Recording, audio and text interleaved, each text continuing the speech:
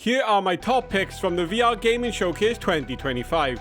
Now, we are strictly sticking to games that have been announced for the MetaQuest platform, and remember, if you want 10% off any and all VR games, go down in the description and click the link. So first up, we have Forefront. Forefront is a multiplayer VR first-person shooter by Triangle Factory, featuring 32 player battles with large-scale maps, dynamic destruction, and land, air, and sea vehicles, very much akin to the Battlefield franchise, which is why I'm looking forward to this so much. I'm also looking forward to it due to Triangle Factory's history with games like Hyperdash and Breaches, which have been well received and very fun to play. Forefront will launch in early access at the end of 2025 on MetaQuest 2 and up and SteamVR, along with other VR headsets, and you can wishlist it now today. So next is Memoriam, which is another game I really like the look of. This is a sci-fi survival action game from Patient 8 Games, the creators of the Rapture mod for Half-Life Alyx, which is a pretty good flex if you ask me. Players will scavenge, adapt, and fight using an arsenal of unique weapons inspired by sci-fi horror classics. This looks like a fantastic horror experience akin to Half-Life Alyx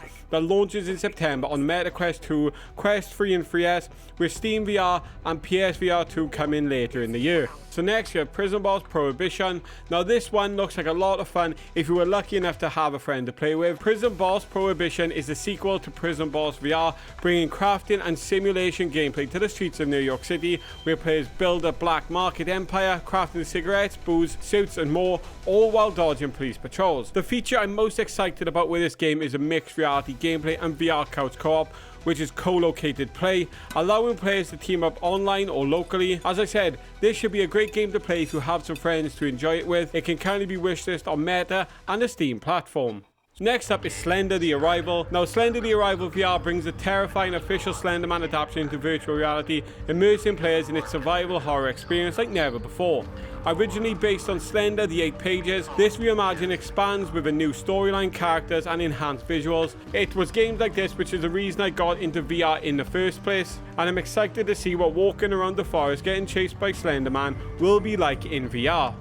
So next up is Gorn 2, which I'm sure everybody will be excited about. This over-the-top VR gladiator sequel from Free Live is wilder and bloodier than ever. Battle across heavenly realms using 35 plus weapons, new power-ups, and treacherous traps. Face the 5 sons of gods in the afterlife, conquer endless mode, and unleash fully physics-driven combat in the most brutally absurd brawler yet. I mean, anybody has actually played the original Gorn, and it is one that everybody says is a great game to play. So the sequel is going to be much anticipated, and it's probably going to be a great game to play, which is why I'm excited about it. So next we have Exoshock. Now this is a PvE 1 to 4 co-op first-person shooter built for core gamers, blending tactical depth and relentless action inspired by the likes of Helldivers 2, Halo, and Fear. You can fight AI squads using real battlefield tactics and dynamically generated missions, ensuring fresh, high-intensity combat every session. It's these reasons why I'm looking forward to this game having a unique experience every single time, and featuring physics-driven firefights with the immersive mechanics and the squad-based roles is something I'm buzzing for, and I can't wait, as Exoshock looks to me like it could redefine cooperative VR shooters forever. So the next game I'm looking forward to from the VR Gaming Showcase was Deep Cuts, which is a physics-driven VR action-adventure from the Scythe dev team. You play as a filmmaker who's battling nightmarish creatures inside a living movie set, spanning horror, sci-fi, and westerns. You have time manipulation abilities, immersive melee combat, and interactive film-inspired worlds that make cinematic horror experience like no other. Now available on a Meta store and coming later on Steam. A 10% code will be available down in the description after this video, so go down there if you're looking to buy Deep Cuts and get 10% off. So the next game then is Surviving Mars. Now this game is currently under development from the Flat 2 VR team. It's a survival game where you must survive Mars. Now we didn't get to see a lot of Surviving Mars Pioneer, but it seems to look a lot like No Man's Sky in the way you mine resources and with the items and weapons available. Either way, I'm looking to see what they do with this one, but let's go on to the next one, which is a pretty big deal.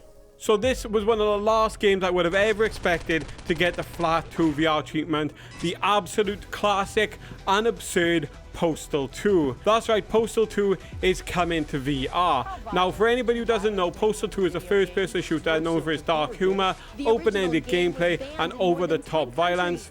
You play as a postal dude trying to complete mundane errands like buying milk or returning a book in a town filled with chaotic NPCs, violent factions, and ridiculous situations.